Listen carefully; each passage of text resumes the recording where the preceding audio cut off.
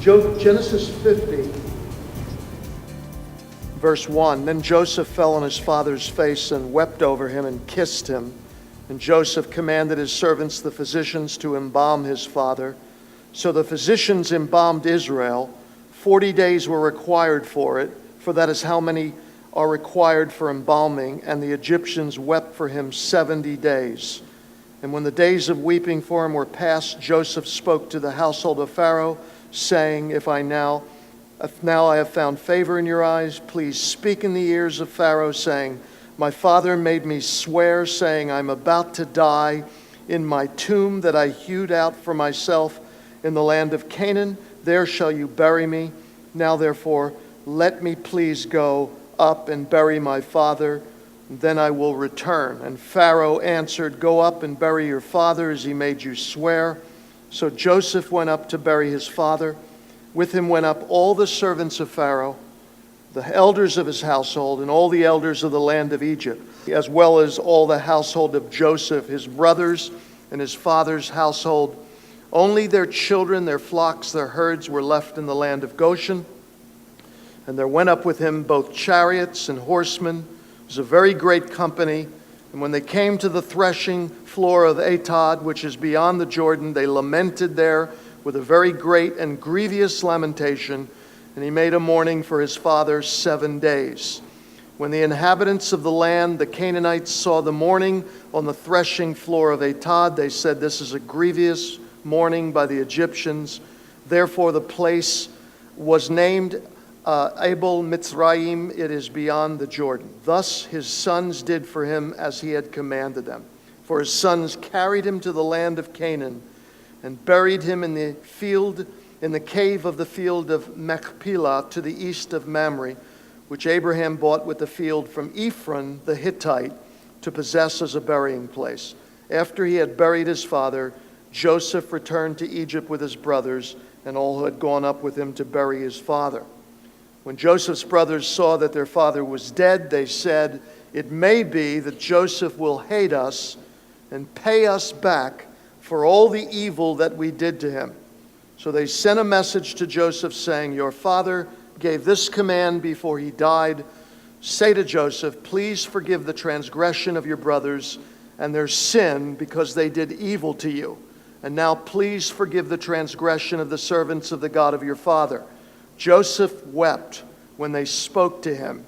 His brothers also came and fell down before him and said, Behold, we are your servants. But Joseph said to them, Do not fear, for am I in the place of God? As for you, you meant evil against me, but God meant it for good, to bring it about that many people should be kept alive as they are today.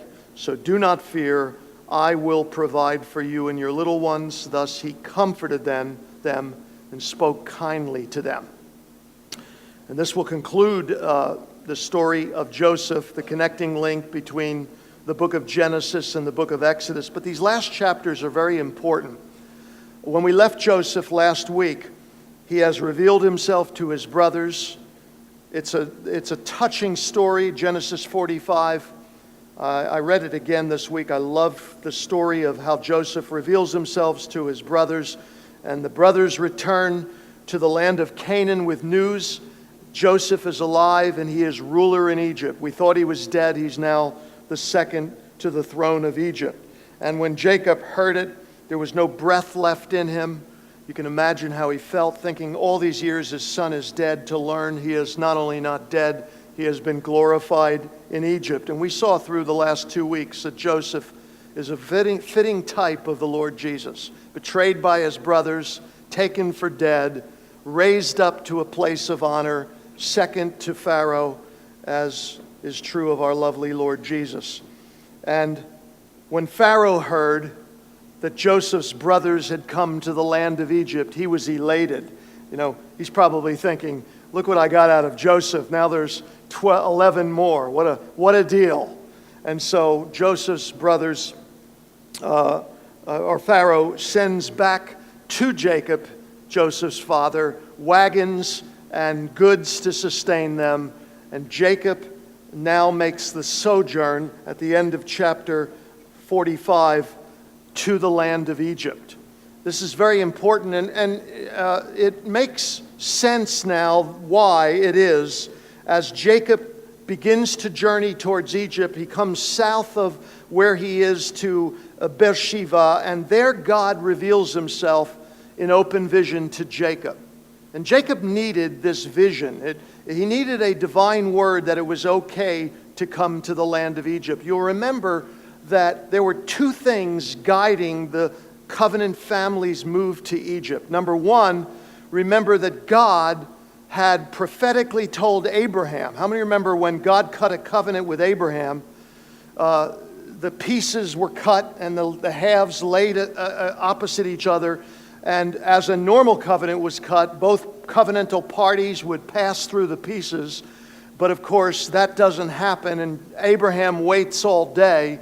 And then, of course, he falls into a deep sleep from the Lord. And in that sleep, God speaks to him. And remember God's word to Abraham that your descendants would be strangers in a foreign land for 400 years. And a terror came on Abraham as he's hearing this word or seeing this vision because he foresaw the events of the Exodus and how terrible Israel's 400 years sojourn in Egypt would be. But not only was Israel now being moved to Egypt because of the prophetic word being fulfilled, or the beginning of it, that Jacob's family would become a mighty nation in Egypt, but also, as I said at the end of last week, it was necessary to separate the covenant family from the defilements of the land of Canaan. And we have evidence, we didn't talk about it in this class, but in a chapter such as chapter 38 of Genesis, Judah goes and cohabits with prostitutes in the land of Canaan. So it was very dangerous for the covenant family to remain in the land of Canaan. God would remove them to Goshen, where he would prepare them to become a mighty nation.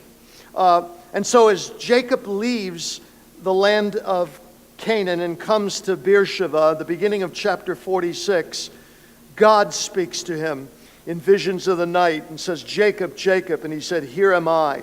Then he said, "I am the God of your father. Do not be afraid to go down to Egypt." This word, by the way, is of course exactly what Jacob needs, because moving to Egypt was a fearful thing, and he needed the divine affirmation that it was okay to do so. And so God acquiesces to his fear and says, "Do not be afraid to go down to Egypt, for there I will make you into a great nation.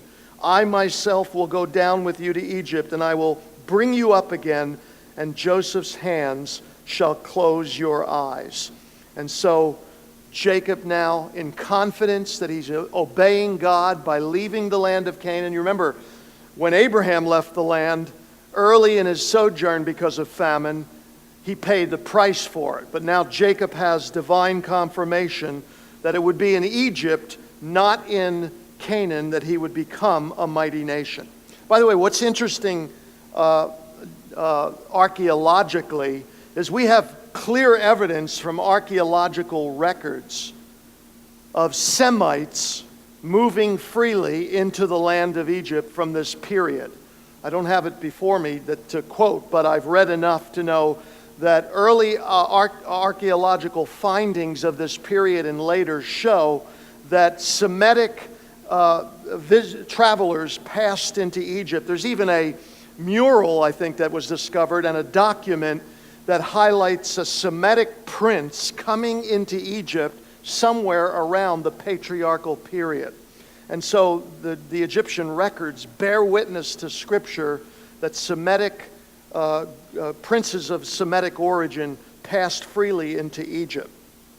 And so Jacob comes with his family. There's 66 souls that make the sojourn, which is Jacob's 12 sons. Joseph, of course, is already in Egypt, their wives and their children. And by the way, the list we have in Genesis 46, 8 through the end of the chapter, or through verse 27, not all of those made the journey. Some of those were, of course, already in Egypt, such as Joseph's sons. But in total, there were 70 persons who came into the land of Egypt. We're told that in verse 26. All the persons belonging to Jacob who came into Egypt, who were his own descendants, not including Jacob's sons' wives, were 66 persons in all. And the sons of Joseph who were born to him in Egypt were 2. All the persons of the house of Jacob who came into Egypt were 70. I guess that includes Joseph and Jacob, which makes up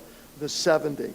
And he now sends Judah ahead to show the way into the land of Goshen. This would be, of course, the land where Israel would sojourn for over 400 years.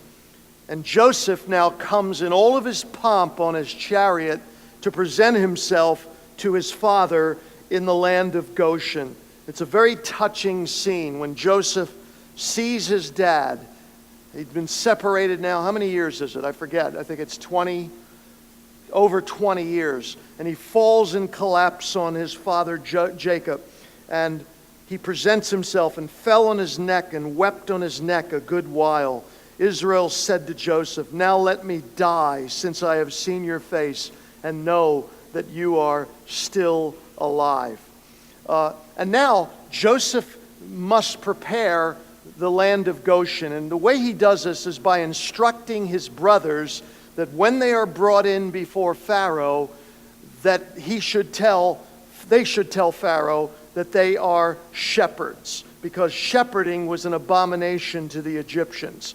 And so in chapter 47, Jacob's family settles into Goshen, and Joseph brings 5 of his brothers initially to stand before Pharaoh in chapter 47. He asked them, "What is your occupation?" And they said, "We are servants or shepherds as our fathers were." They said to Pharaoh, "We've come to sojourn in the land, for there is no pasture for your servants' flocks, for the famine is severe in the land.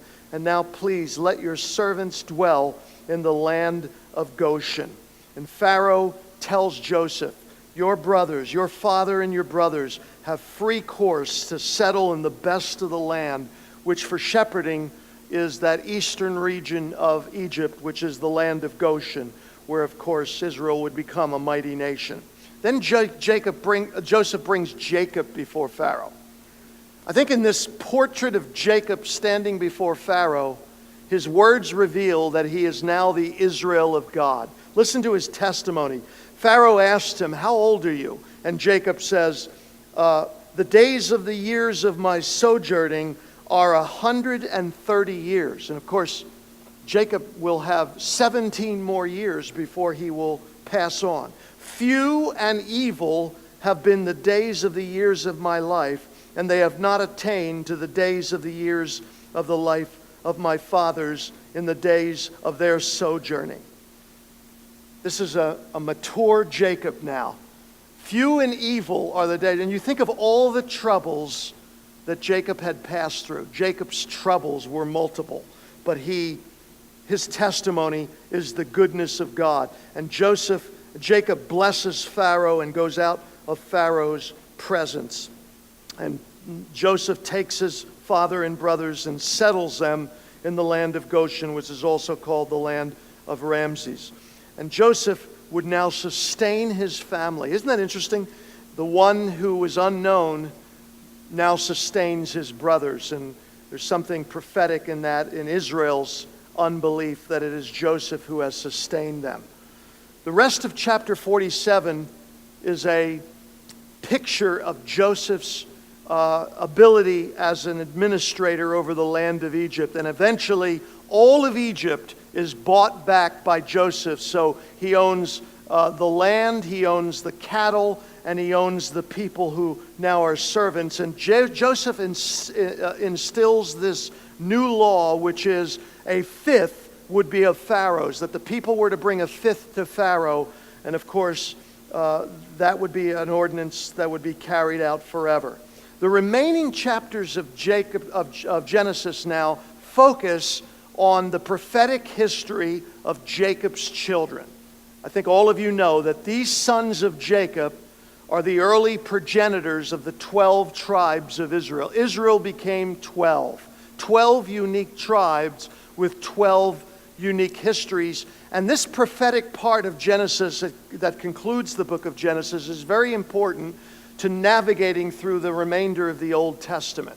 And so I want to go through this a little more slowly because it's such important history. And it begins with Joseph hearing that his father is ill.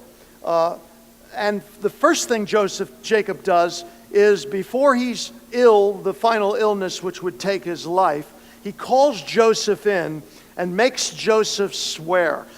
You have to understand how important this is, that no matter how privileged Israel is in the land of Egypt, and how blessed they are of Pharaoh with material goods and provision, their eyes are on the land of Canaan and the inheritance of God. Joseph were committed to the understanding that they were sojourners in Egypt. They were not permanent dwellers, that they would eventually migrate again to the land of Israel. In fact, Jacob makes Joseph swear to him in verses 29 through 31 of Genesis 47 that Joseph would not bury his dad in Egypt, but carry him back to the land of Canaan, to the burial site that he had purchased. And Joseph, upon his death, will say the same things. It's very important that their burial be not in Egypt, but in the land of Canaan. And then in chapter 48, Joseph hears that his father is ill. It is the illness that will finally take Jacob's life. And so he brings his two sons to receive the blessing from Jacob. The firstborn, Manasseh, and the second one, Ephraim. All along, if you've been following me, we've seen that the doctrine of election is front and center in the choice of, in each generation, of a son who is not naturally the firstborn, but who is selected by God according to his divine purpose. And we saw it with Isaac being chosen over Ishmael, though Ishmael was the firstborn. We saw it in Jacob being chosen over Esau, and we see it again here when Ephraim is chosen above Manasseh, even though Manasseh is the firstborn and should be the heir to the promises. And it's neat the way this happens. Jacob is so old now, his eyes are dim. He doesn't even know who's in the room. Joseph brings his two sons. They get off his knees and they come near their grandfather, and he's now going to give the blessing. And get the picture here. Joseph has Manasseh on the left side, to Israel's right hand, the hand of blessing, because he wants Manasseh blessed, because he's the firstborn, and Ephraim on the other hand. And what Jacob does is he switches his hands and pronounces the blessing of the firstborn over Ephraim above Manasseh. And he blesses him in verse 5, now your two sons, verse 48:5, your two sons who were born to you in the land of Egypt before I came to you in Egypt are mine. Ephraim and Manasseh shall be mine, as Reuben and Simeon are. And the children that you fathered after them shall be yours. They shall be called by the name of their brothers in their inheritance. What is happening here is these two boys would now be tribes in Israel, and they would have part of the inheritance of Joseph. Joseph would become two.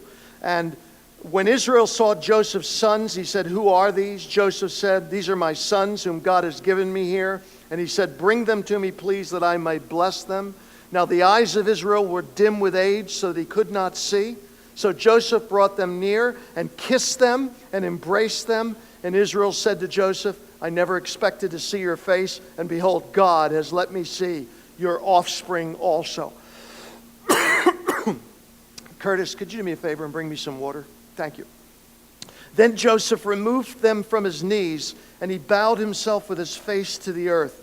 And Joseph took them both, Ephraim in his right hand toward Israel's left, and Manasseh in his left hand towards Israel's right, and brought them near. And Israel stretched out his right hand and laid it on the head of Ephraim, who was the younger, and his left hand on the head of Manasseh, crossing his hands.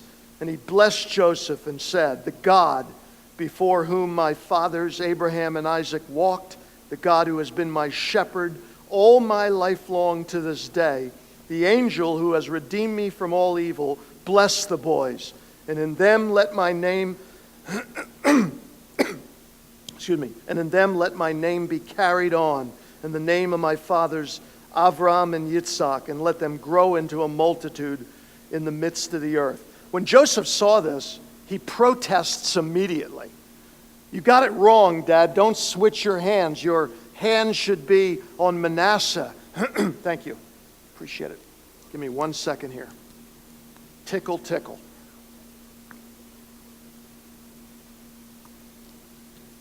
And Joseph now protests, Dad, you've got it wrong. Unswitch your hands. And Jacob says, his father refused, said, I know, my son, I know. He also shall become a people, and he shall be great. Nevertheless, his younger brother that shall be greater than he, and his offspring shall become a multitude of nations.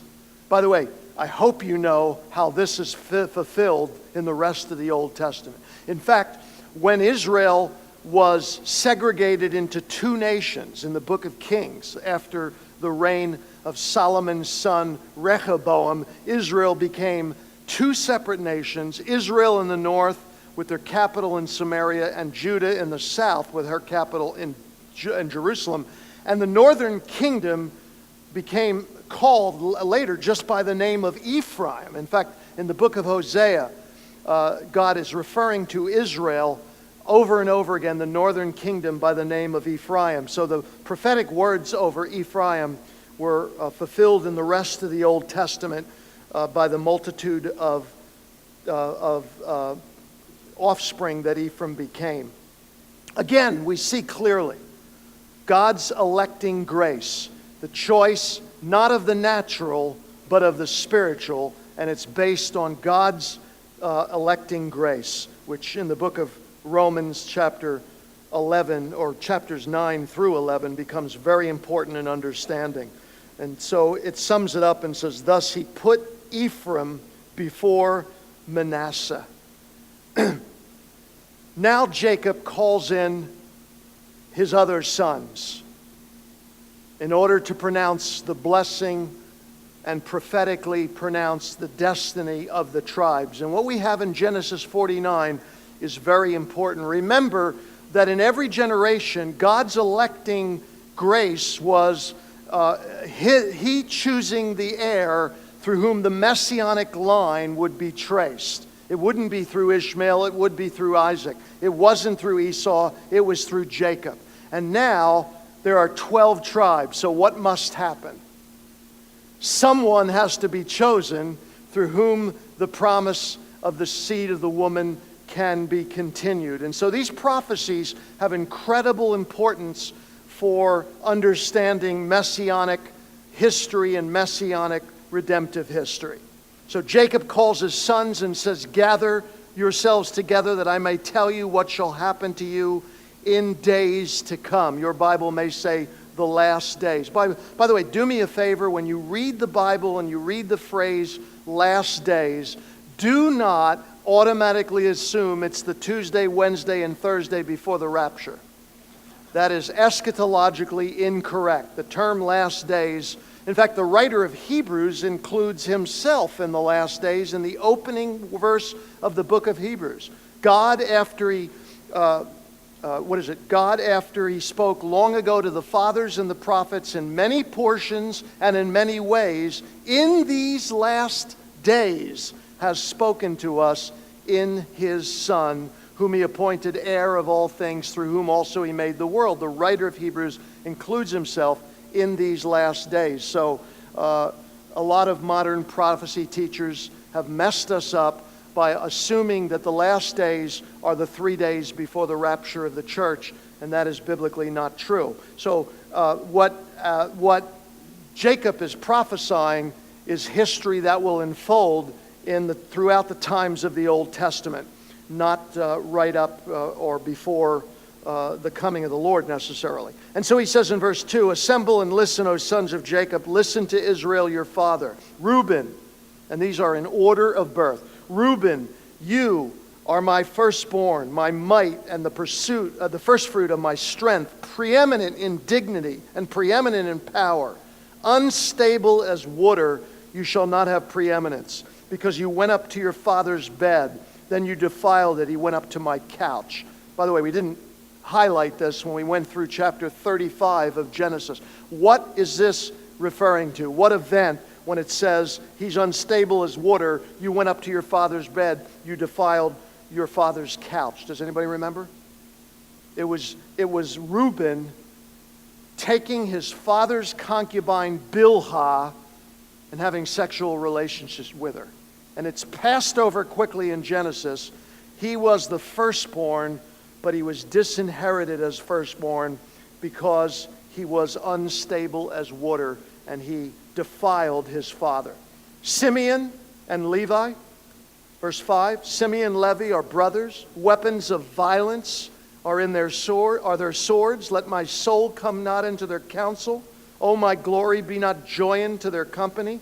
For in their anger they killed men, and in their willfulness they hamstrung oxen. Cursed be their anger, for it is fierce, and their wrath, for it is cruel. I will divide them in Jacob and scatter them in Israel. What event is that referring to? It's when Simeon and Levi deceitfully entered into covenant with the Hamorites back in Genesis. I think it's 30, I can't remember, 35, or is it 34? But anyway, remember they defiled Dinah, I think it's 34, their sister, and they told the Hamorites that if you want to enter into marriages with us, you have to be circumcised, and they were. And while they're still healing on the third day, Simeon and Levi and men with them came and destroyed men, women, and children, and broke covenant with Shechem and his father Hamor, and wiped them out. And that's what it's referring to. The judgment was, listen to it, I will divide them in Jacob and scatter them in Israel. We have incredible, accurate accounts of how that happened. How did Simeon and Levi be scattered in Israel? First of all, let's take Levi. Who did he become? The Levites. And how were they scattered in Israel? They were given no possession. They were not given territory. They were to live in Levitical cities and be scattered throughout Israel, serving in the priesthood. So that became a blessing to them, but it fulfilled that. Simeon became so small, she became assimilated into the other tribes. In fact, later on, she doesn't even exist, and she's assimilated into the other tribes. So that is how this wonderful prophecy was fulfilled in these two brothers, but it was all brought on them as a judgment for their cruel anger. Now we come to Judah. So Reuben is the firstborn. Simeon and Levi are next. They're all rejected. So who now steps up as firstborn? Yehudah, praise. And when we read these words, we understand the messianic implications. Judah, your brothers shall Yehudah you. That's what Judah means, praise. Your hand shall be on the neck of your enemies. Your father's sons shall bow down before you. Judah is a lion's cub. From the prey, my son, you have gone up. You stooped down. Notice the connection from the inception of this tribe with the lion as its symbolic essence. Judah is a lion's cub. From the prey, my son, you have gone up. He stooped down. He crouched as a lion and as a lioness. Who dares rouse him? The scepter shall not depart from Judah, nor the ruler's staff from between his feet, until tribute comes to him. Now you may have a translation that doesn't read that way. This is the ESV. Other translations will say the scepter shall not depart from Judah until Shiloh comes. How many have that in your Bible? Good majority of you have Shiloh, which means you're using probably NAV, NAS, or maybe NIV. And the term Shiloh is a designation that most scholars and Bible commentators believe is a reference to Messiah. And Shiloh comes. It could read, and Shiloh means to he who comes to whom it belongs. So most believe it is a messianic reference. And notice it says, the scepter shall not depart from Judah. The royal emblem, if you would, or the royal rights of the tribe would not depart until Shiloh comes, or until tribute comes to him. Now, how was that fulfilled throughout the rest of biblical history? In a marvelous way.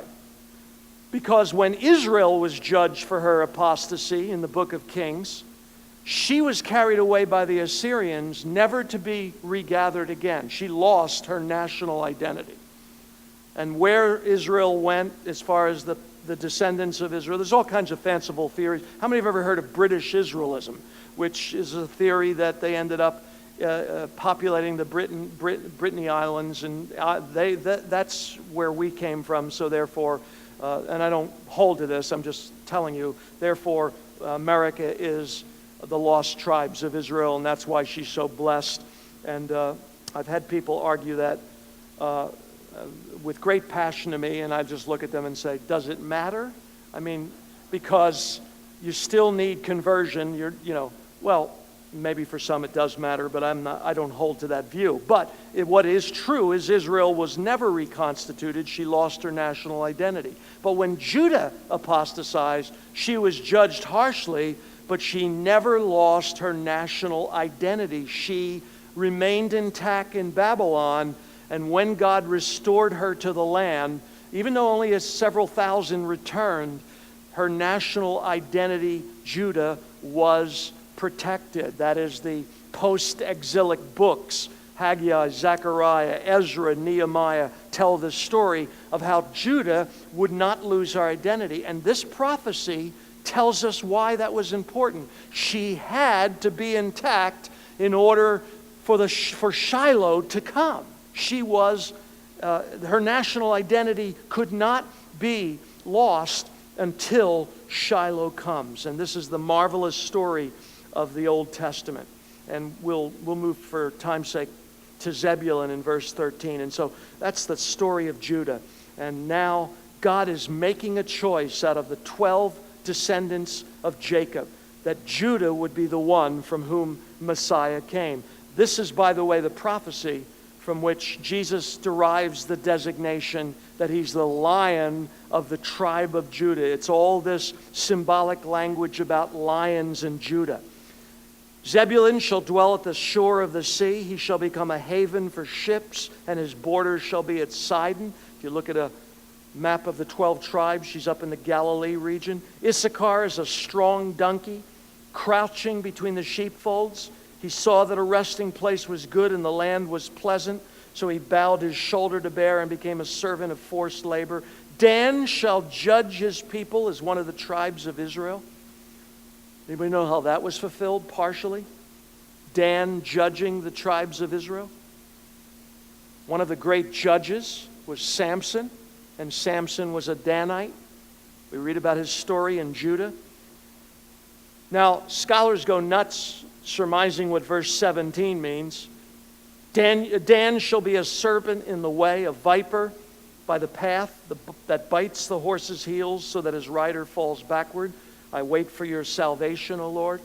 I read again, and I've known it, but I read it again, some commentators who believe that the Antichrist, the final great world figure, will come out of Dan. And that's, according to them, which I don't hold, but that's why Jacob stops here and says, I wait for your salvation, O Lord. And in some of the Jewish targums on this verse, some of the Jewish commentaries, pre-Christian Jewish commentaries, they elongate this prayer of Jacob. He doesn't just say, I wait for your salvation, I wait for Messiah, son of David, to come. And so they attach this prayer and sentiment of Jacob over Dan as connected with Messiah. Raiders shall raid Gad, but he shall raid at their heels. I have no idea what that means. Asher's food shall be rich, and he shall yield royal delicacies. Here's my favorite, because every Jew at birth is given a Jewish name, and this is my Jewish name I was given at birth, Naphtali. Naphtali is a doe let loose that bears beautiful fawns. You may have a reading that says, Naphtali is a doe set free, he giveth goodly words. is verse 21. And then from 22 through 26, we have a very long description of the prophetic history of Joseph, who is a fruitful bow by a spring. His branches run over the wall. The archers bitterly attacked him, shot at him, and harassed him, severely, yet his bow remained unmoved. His arms were made agile by the hands of the Mighty One. And so forth and so on. And then going down finally to verse 27, Benjamin is a ravenous wolf, in the morning devouring the prey, and at evening dividing the spoil. Picture here is one of what's the term? In the morning devouring the prey. This is fulfilled if you look at persons like Saul, who led Israel, who was a Benjamite. And even you can see it in Saul of Tarsus, who was obviously named after the first king of Israel. A ravenous wolf, in the morning devouring his prey, and evening dividing the spoil. Once again, Jacob makes Joseph swear and command that he will not be buried in Egypt, but in the field at Machpelah, to the east of Mamre, in the land of Canaan. And there they buried Abraham and Sarah his wife. There they buried Isaac and Rebekah his wife. There I buried Leah. The field and the cave that were in it, bought from the Hittites. And then Jacob gives up the ghost. Finally, Genesis ends with this moving account, and I want to focus once again, just simply, on the wonderful doctrine of divine providence, which has been seen all through the book of Genesis, but I don't think it's more marvelously displayed in the Bible more magnificently than in this story of Joseph. And once again, Joseph's brothers approached Joseph because their father being dead, they assumed that Joseph now might want revenge. It was Jacob being alive that perhaps curtailed that, and now that he's gone, they fear, of course, retaliation. And so they come and say, please remember, forgive our transgression, and remember our father gave this command, please forgive the transgressions, and so forth and so on. And this statement, we read it in chapter 45, but even here in 50, Joseph's awareness of divine providence, this statement surpasses even what he said in 45. And Joseph said to them, verse 19, do not fear, for am I in the place of God? As for you, you meant evil against me, but God meant it for good, to bring it about that many people should be kept alive as they are today. One of the things this story reveals that's helpful is what has been called the two wills of God.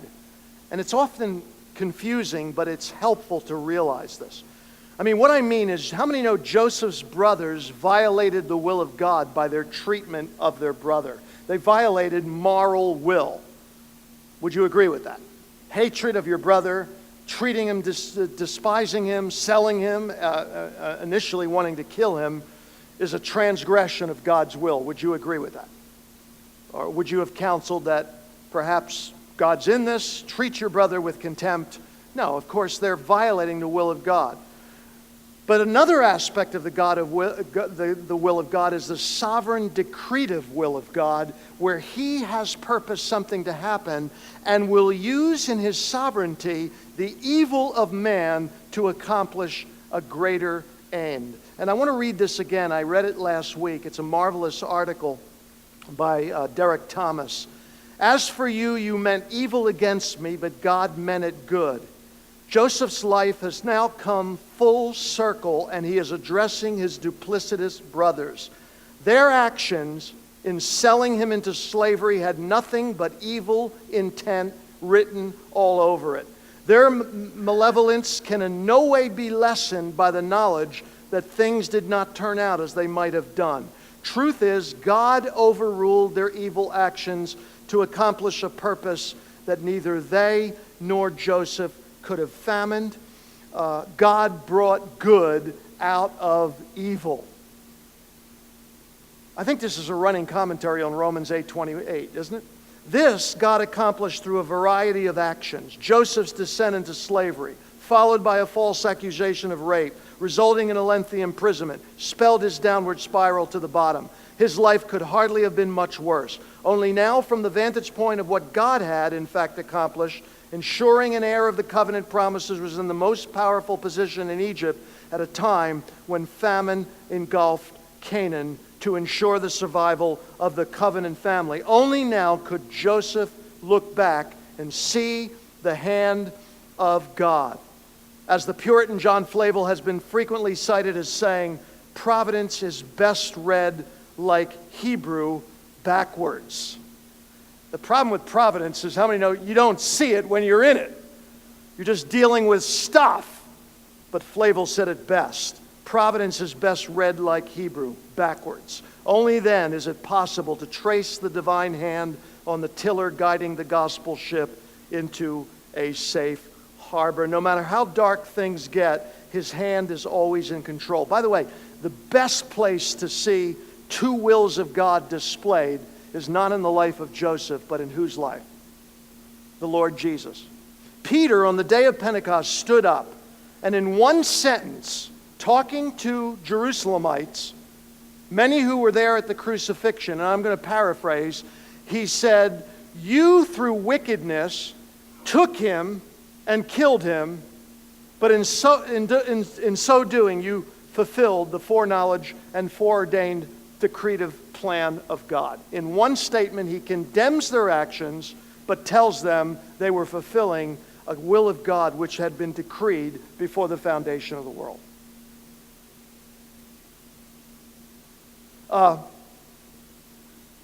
Joseph's life demonstrates something about the providence of God that we need to understand. And Derek Thomas says it this way: providence has wider issues in mind than merely our personal comfort or gain.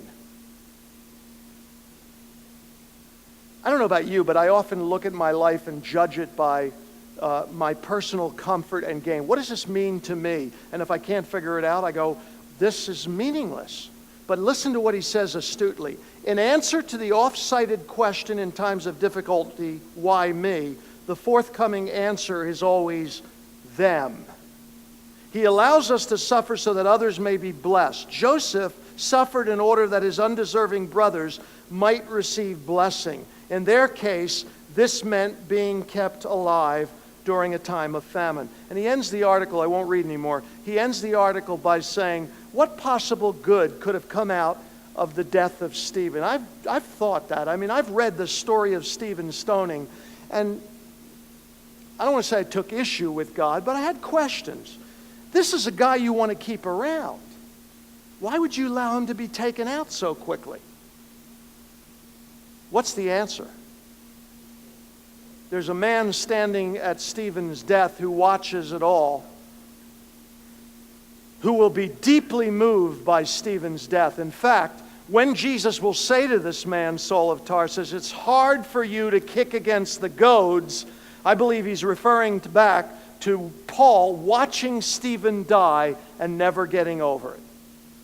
And so if you were to ask the question, why Stephen must be a corpse on the floor having been stoned, the answer is, in hearing the voice of Jesus speak to him and accuse, I read ahead. Paul needed a Stephen in order to understand the gospel. And so one of the purposes of God's working in our lives is to get us out of our self-centered orbit and realize it's not about us, it's about them. It's about others. Now, that's a little disconcerting because Joseph goes through everything he goes through for his brothers. But it's not just for them because they're deserving. How many know these guys were not deserving of what Joseph went through? But it's about a purpose, an eternal purpose of God being accomplished. And Joseph and his brothers are caught up in a divine purpose.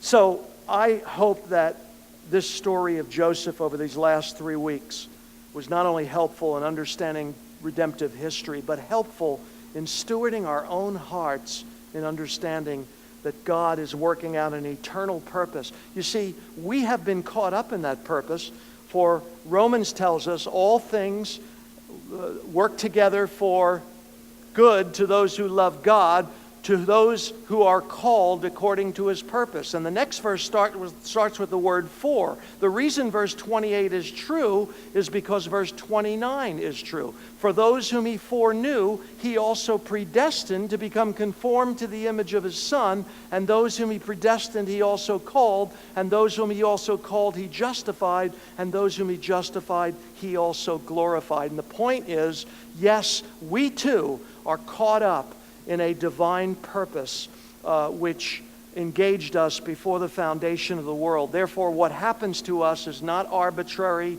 or unforeseen or so forth and so on. Brothers and sisters, we are in the hands of a loving God, and his purpose is being worked out in our lives.